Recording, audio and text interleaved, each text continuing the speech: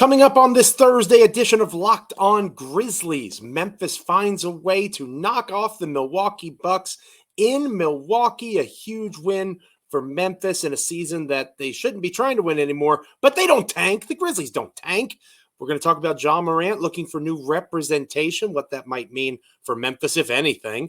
And I'm going to officially start the campaign for Jaren Jackson to be next season's sixth man for Memphis. Stay locked in. Let's dive in on Locked On Grizzlies.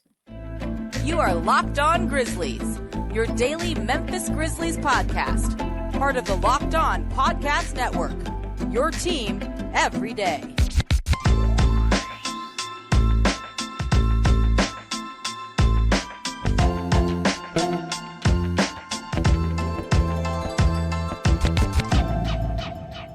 Welcome to a Thursday edition of Locked On Grizzlies. I am your host for this episode, Joe Mullinax. So grateful that you're with me wherever you're checking us out on Amazon, Apple, Spotify, YouTube, literally anywhere you can get a podcast, you can get Locked On Grizzlies. And I am so glad that you're with me on this Thursday and you're choosing to spend some time talking Memphis Grizzlies basketball with me. You could have chosen any NBA podcast, any podcast at all, but you've chosen us here at Locked On Grizzlies, and that means the world to myself, as well as my co-host, Michael Cole, who's not with me on this episode. Again, NBA beat writer, Grizzlies beat writer, I should say more specifically, even more specifically, award-winning Memphis Grizzlies beat writer for the Commercial Appeal, doing that beat writer job. He'll be back with us to close out the week for our Friday edition of the show. But you've got lowly old Joe Mullinax here chatting with you. And again, people think I'm making fun. I'm not.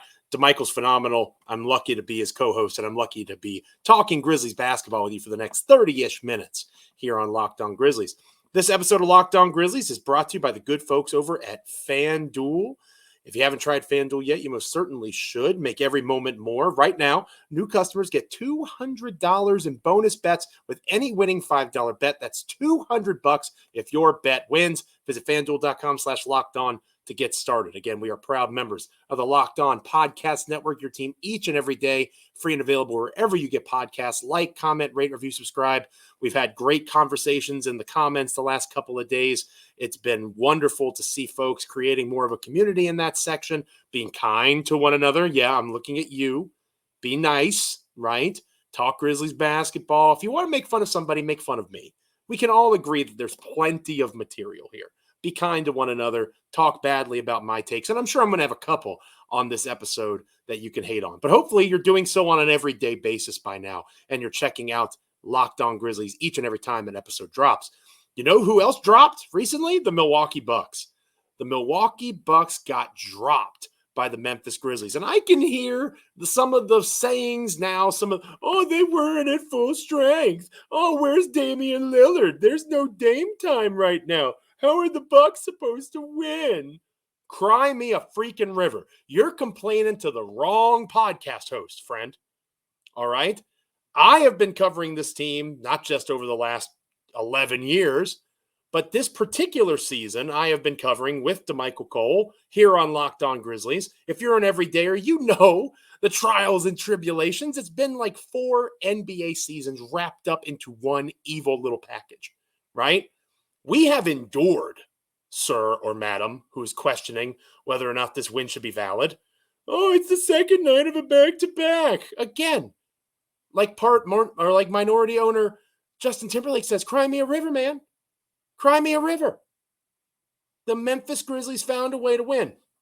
And as has often been the case this year, one of the main ways that they found that way to win was behind the efforts of Jaren Jackson Jr., who, dare I say, I'm going to, again, we talked about this being a hot take kind of episode. Jaren Jackson Jr., 35 points, 4 assists, 3 rebounds, 4 stocks, 3 of them being steals. Giannis Antetokounmpo, 21 points, 8 assists, 7 rebounds, 5 blocks, 1 steal. I'm not going to say that Jaren outplayed Giannis because I don't know that that's necessarily fair watching the game.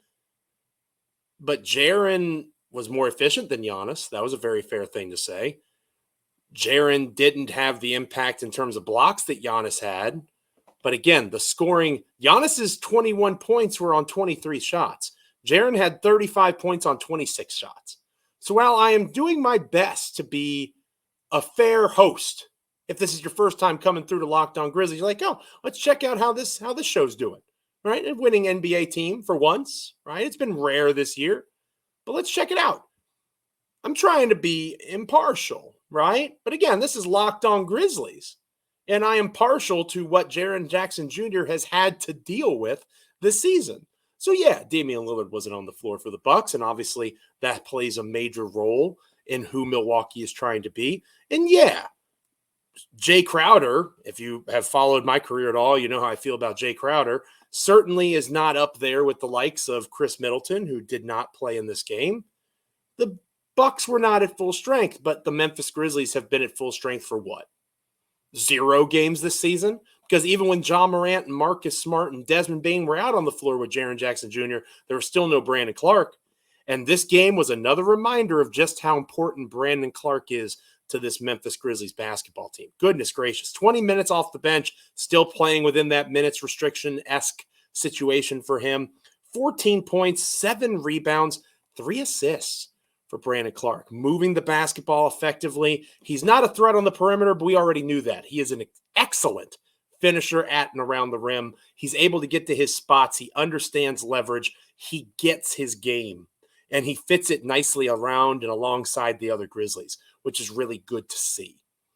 And if you are someone who is a truther for Jaren Jackson Jr. as the starting center, which that'll be a topic that I'm sure DeMichael and I will talk about ad nauseum as the season ends and the offseason, NBA draft, free agency, all that fun stuff that hopefully you'll stick around for with us here at Locked On Grizzlies.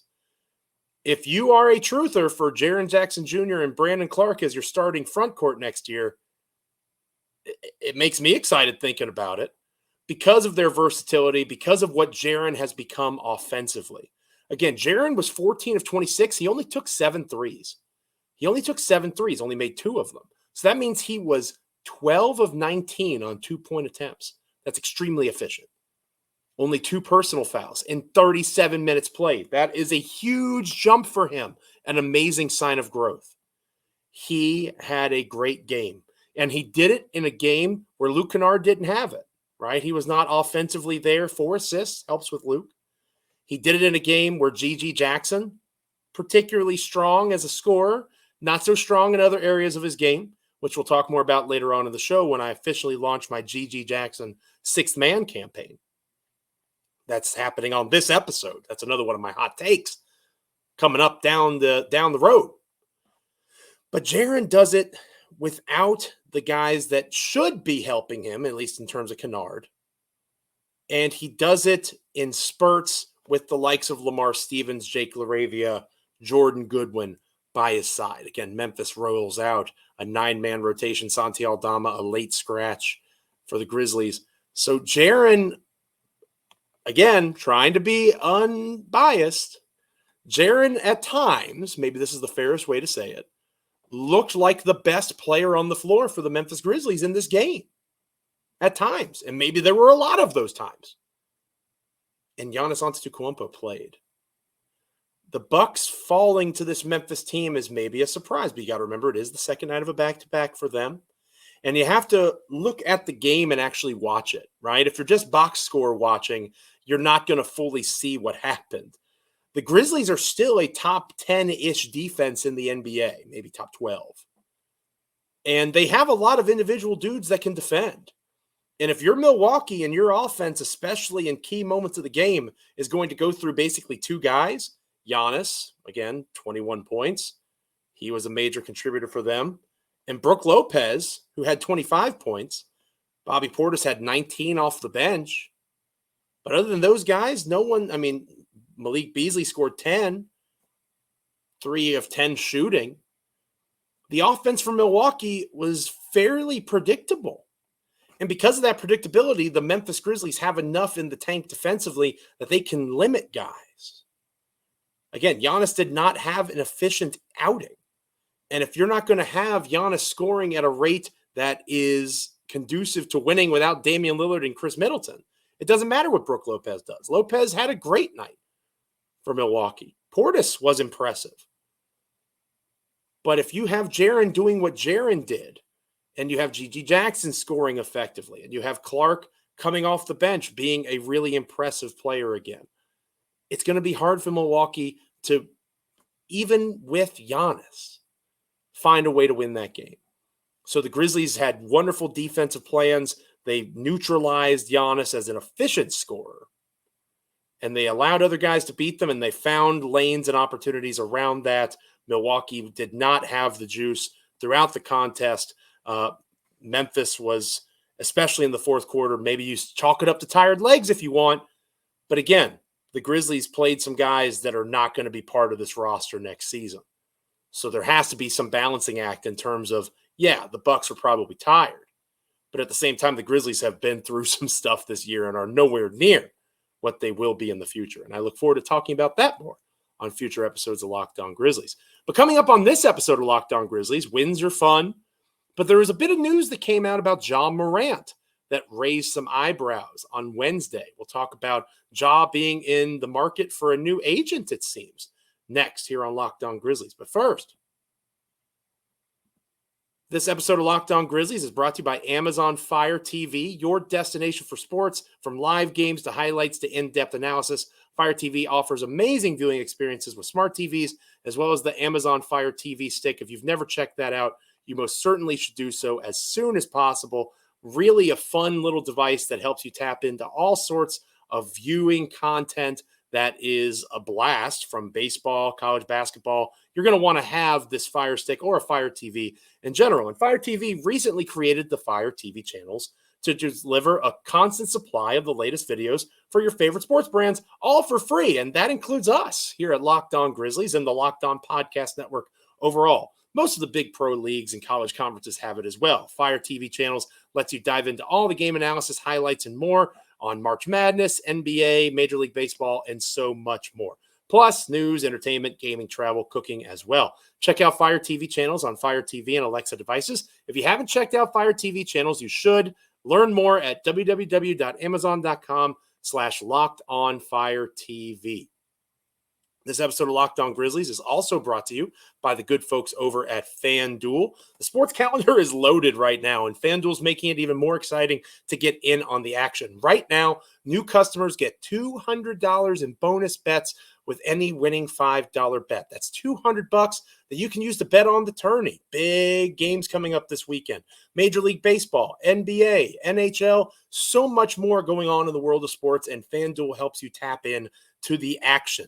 Visit FanDuel.com/LockedOn. Make your first bet a big win. Again, FanDuel.com/LockedOn. Make your first bet a big win with FanDuel, America's #1 sports book. So Adrian Wojnarowski posted, whatever it's called on X now. He sent this out on Wednesday. And I don't know about you, dear listener, dear viewer, but when I, Joe Mullinax, at Joe Mullinax on X, when I have my notifications on for Woj and it pops up on my device and the first 4 words are Memphis Grizzlies star Ja, my heart sinks. And maybe that's PTSD from what we've endured over the last 14 or so months. Maybe it's unrealistic to just constantly assume the worst about stuff.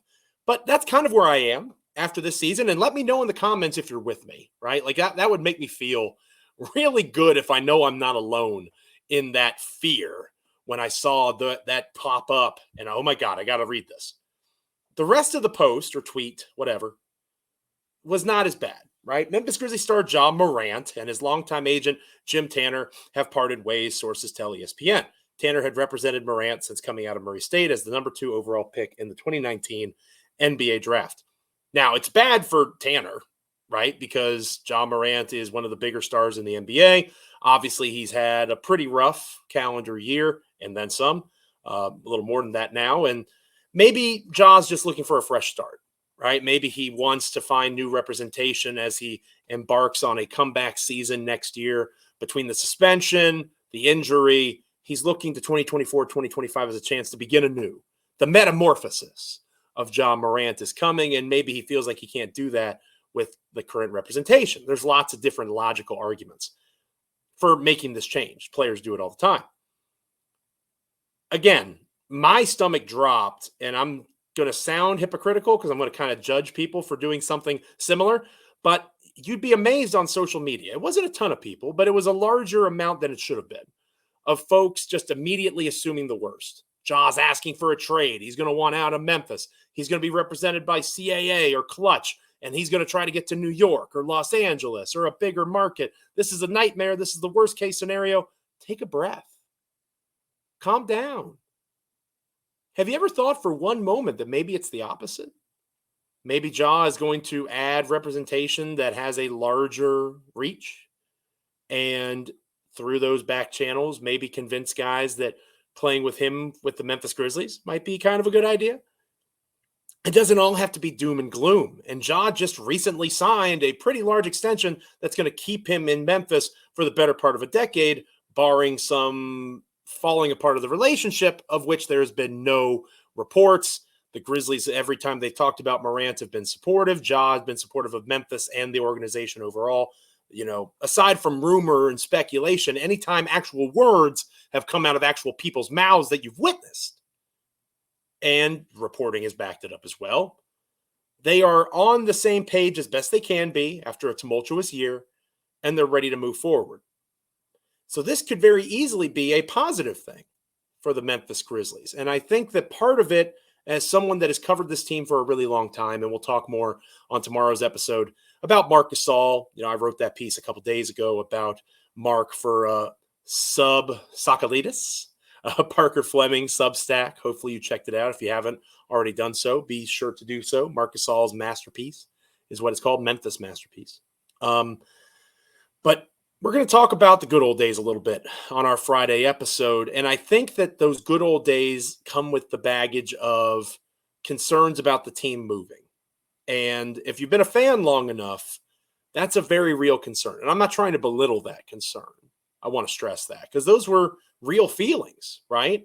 That's part of what made the grit and grind era so important, is it was an opportunity for generational fandom. I would talk about that a lot when I was writing and podcasting over at Grizzly Bear Blues back in the day. Generational fandom is so significant. It's the reason that I'm a Washington Commanders fan, even though they are an abysmal franchise. Hopefully things are turning around. But until a year or so ago, they were the worst franchise in sports, or at least had the worst owner in sports.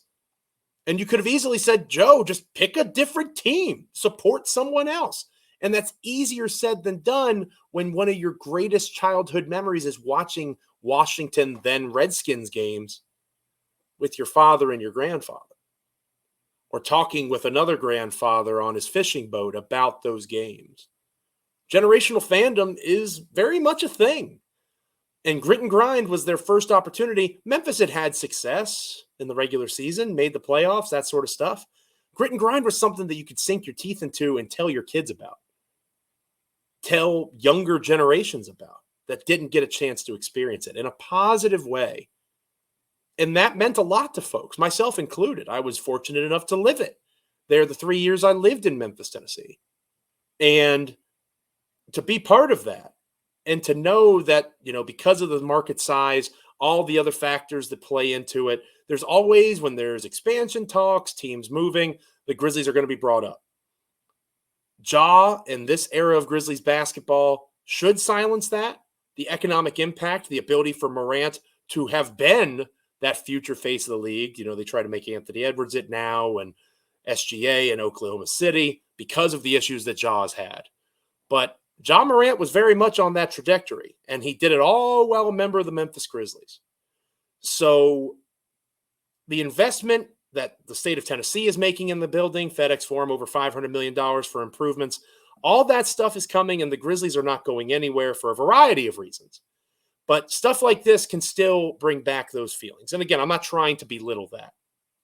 But we're at a stage now with what Memphis has become and what the Grizzlies have become to Memphis over 20 years in to the franchise being in the city, that I think that we can look at it from the positive spin. We don't have to go to that dark place immediately. I still do when I see Woj notifications about Ja tweets, and that's something that I need to work through, right? But as a group, hopefully we can agree that the Grizzlies are at a place now where, okay, maybe this is a chance for Ja to expand his reach and maybe find some additional connections that could help the Grizzlies as opposed to trying to get them out of Memphis. Just a thought.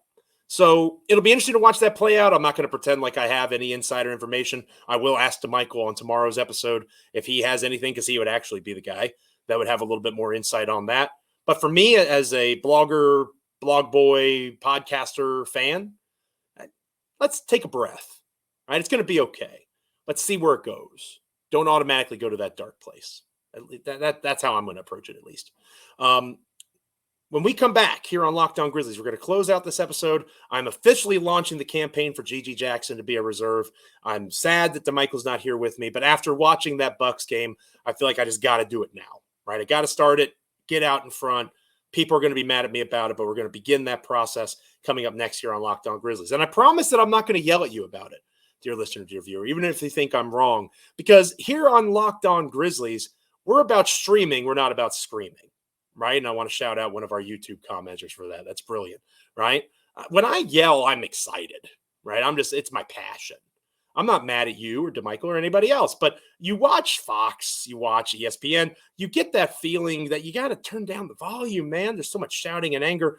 Locked On Sports Today is where you should get your sports content if you just want actual conversation, right? It's a free 24/7 sports streaming channel programmed for you every day, bringing the biggest stories without all the screaming. Locked On Sports Today brings you can't miss analysis, opinions, news, streaming 24/7 on YouTube or the free Amazon Fire TV channels app. Again, part of the Locked On Podcast Network, your team every day. Check out Locked On Sports Today. You'll be better for it. At least I think you will. This episode of Locked On Grizzlies is brought to you by the wonderful folks over at Robinhood. Did you know that even if you have a 401k for retirement, you can still have an IRA? Robinhood has the only IRA that gives you a 3% boost on every dollar you contribute when you subscribe to Robinhood Gold. Get this, though. Now through April 30th, Robinhood is even boosting every single dollar you transfer in from other retirement accounts with a 3% match. That's right. No cap, 3% match. Robinhood Gold gets you the most for your retirement thanks to their IRA with a 3% match. This offer is good through April 30th. Get started at Robinhood.com/boost. Subscription fees apply. Now we have some legal info for you. Claim is as of quarter 1, 2024, validated by Radius Global Market Research. Investing involves risk, including loss. Limitations apply to IRAs and 401ks. 3% match requires Robinhood Gold for 1 year from the date of first 3% match. Must keep Robinhood IRA for 5 years. The 3% matching on transfers is subject to specific terms and conditions. Robinhood IRA available to United States customers in good standing. Robinhood Financial LLC, member SIPC, is a registered broker-dealer. Make sure you're checking out Robinhood today. When we come back here on Locked On Grizzlies, let the campaign begin. JJ Jackson, sixth man. Stick with us. Welcome back to Locked On Grizzlies. I am your host for this episode, Joe Mullinax. I missed DeMichael Cole. I'm sure you do as well. I personally feel the show is best when we're together. That'll be the case for our Friday episode of the show. We'll talk about what I'm about to talk about, get his take on it. We'll reflect on some Marc Gasol memories. I'm probably going to talk about wrestling a little bit. I apologize in advance, but I'm excited. I'm going to WrestleMania 40 this coming weekend in Philadelphia. So DeMichael will have a couple episodes to start the week next week solo as I enjoy that with my brother and some friends. I'm really looking forward to that. I'm sure we'll talk about it on tomorrow's show, and I'll give you an update when I come back next week about all the fun I had. But before we get to that fun, we've had a lot of fun here together today, right? We talked a lot about winning, which is always fun. The Grizzlies beating the Bucks, and maybe it hurts lottery standing a little bit, but at the same time, it's nice to see Jaren Jackson Jr. play so well. It's wonderful to see Brandon Clark coming off of a serious injury, looking like the Brandon Clark of old.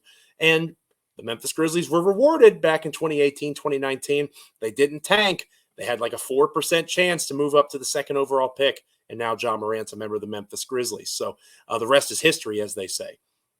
That was fun to talk about. We also talked about Ja getting a new agent, or preparing to get a new agent, saying goodbye to his old one, trying to be positive. I know it's easy to go to that, depressed, oh gosh, what's this mean? Is Ja unhappy? Let's see how it goes. Let's see how it plays out. It could be a good thing for the Grizzlies. And they're probably not going anywhere, almost certainly aren't going anywhere anytime soon, as the state of Tennessee invests in FedEx Forum and updates to it. But to close out today's show, I want to take a little bit of time officially putting my name, whatever it's worth, Joe Mullinax, stamp of approval on JJ Jackson as a reserve next year. And I know this is going to bring some ire because they finally have a 6'9" wing and you don't want to start him. That doesn't make sense. That's what somebody's going to say. And I understand your perspective. Here's why. GG Jackson, for all of his impressive scoring that he's done, and we've talked about this a lot here on Locked On Grizzlies, so I'm not going to belabor the fact too much. But just in the Milwaukee Bucks game, 37 minutes played, GG Jackson, 15 points on 12 shots, solid. GG Jackson, 12 rebounds, hello, beautiful, right? And we've talked about GG potentially being more of a 4 than a 3 long term. As a combo forward, as a sixth man type, that could be attractive. That could be fun, right? 1 assist. 1 assist for GG Jackson in 37 minutes played. The sample size has grown. Attempts are being made. I got posted or tweeted at on X. At least he tried to get the assist. It's happening. He's trying to grow, but he's not there yet. And I think that is going to be my overwhelming argument, because I'm sure DeMichael and I will talk about it more. When I look at GG Jackson, I see a young man who at the age of 20 next season is going to be a contributor for a team that is trying to win an NBA championship, or at least be in contention for an NBA championship. And that is a tremendous compliment. That doesn't happen consistently. That makes him special.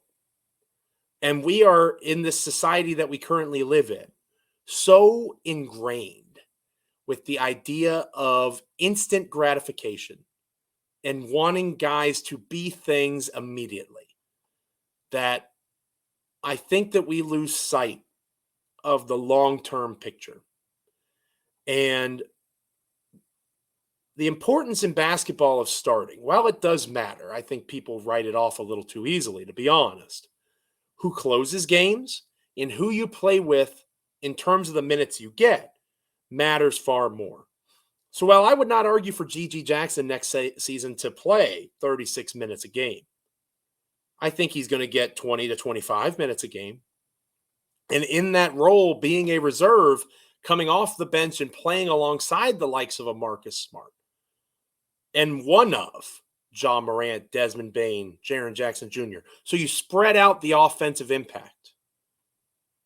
Because to be honest with you, if you're starting Ja Morant, Desmond Bane, and Jaren Jackson Jr., do you really need GG to be that bucket getter as your fourth option? For me, the answer is no.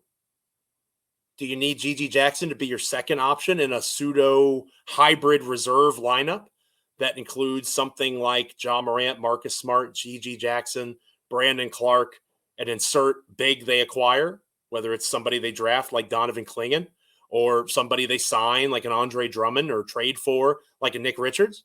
There's options. We've talked about that, and we're going to continue to talk about that. But in the lineup, the hypothetical one that I just listed, who's the number 2 option? It's GG Jackson. Is that better use of him going into his year 20 as a human being, being alive season?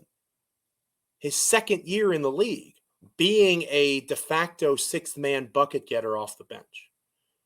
That doesn't belittle the growth that Gigi's had, and it doesn't negate the reality that he still has more growing to do. Should GG Jackson play Summer League? Absolutely. 100% he should play Summer League. I hope he does, and I hope he gets the chance to do what Desmond Bane did several years ago, what Zaire Williams did a couple of seasons ago. Go and be the primary facilitator. The best way to grow is to do. The best way to learn is to make mistakes, find ways to grow from them, and get better from them. I hope he gets that opportunity this coming summer. I think he will. So there's still so much room for him to grow and improve and get better. But as I've said before, and I will continue to say, are you trying to contend for a championship or not? GG Jackson is not where he needs to be as a creator of offense for others to be in a lineup consistently. That includes Ja Morant, Desmond Bane, Jaren Jackson Jr. Now, 30 seconds left in the game. Would I rather have, and you're on offense, would I rather have GG Jackson out there than Marcus Smart or Vince Williams Jr. alongside those three? Probably. Because if things break down and you need a bucket, we know that GG can do that. So he still may close games, and he's still going to have a large role as a 20-year-old on a team that is trying to compete for a championship. But this is me officially putting my flag in the ground. Gigi's going to keep getting better. He'll eventually be a starter. Maybe he could be the starting four long term. Maybe he is that big wing that we've been looking for as a starter beyond next season. But going into such a pivotal year, I think it's in the best interest of Gigi, but most importantly, it's in the best interest of the Memphis Grizzlies to have him be a sixth man type scoring off the bench. That's my official take. I always reserve room for finagling it a little bit, but I'm pretty consistent. I usually don't flip-flop. That's my stance. Let me know what you think about it. Do you agree, disagree? Did I make a good argument? Do you think I left something out? Let's talk it out in the comments by all means, okay?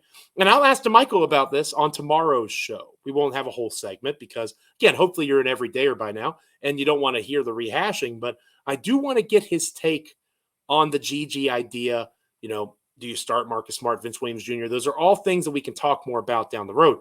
I think for me, it might be a Smart versus Vince Williams Jr. conversation now. I think Gigi is that bench guy. And again, he's still playing 20 to 25 minutes a game, but I think I've whittled it down to 2 for me. And that's barring any trade that could most certainly still happen.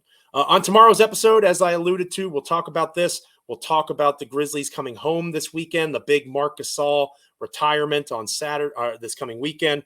Really excited to see that. Really excited to see Mark get his flowers, so to speak. And we'll talk more about that and then some and preview the weekend ahead for the Grizzlies on our Friday edition of the show. Thank you so much for checking out this episode of Locked On Grizzlies. Like, comment, rate, review, subscribe on Apple, Spotify, Amazon, YouTube, wherever you get podcasts. Hopefully you're an everydayer and you're checking out an episode of Locked On Grizzlies each and every time a new show drops. We appreciate it. I know DeMichael does. I most certainly do as well. Make sure you're checking out Locked On Sports Today. After this, make sure you check out Locked On NBA as well. Check it out over there on the YouTube streaming channel, as well as through the Amazon Fire channels and Fire TV, the Fire Stick, all that amazing stuff. Locked On continues to grow your team each and every day, and Locked On Grizzlies, I and DeMichael in particular, very proud to be a part of that. And I look forward to talking with you and DeMichael again when we come back together on our Friday show. But for now, enjoy the win, right? Be positive. Have a wonderful Thursday. Be happy that your Grizzlies found a way to pick up a dub, and be happy to know that better days are ahead for Memphis. Until then, catch you next time on Locked On Grizzlies.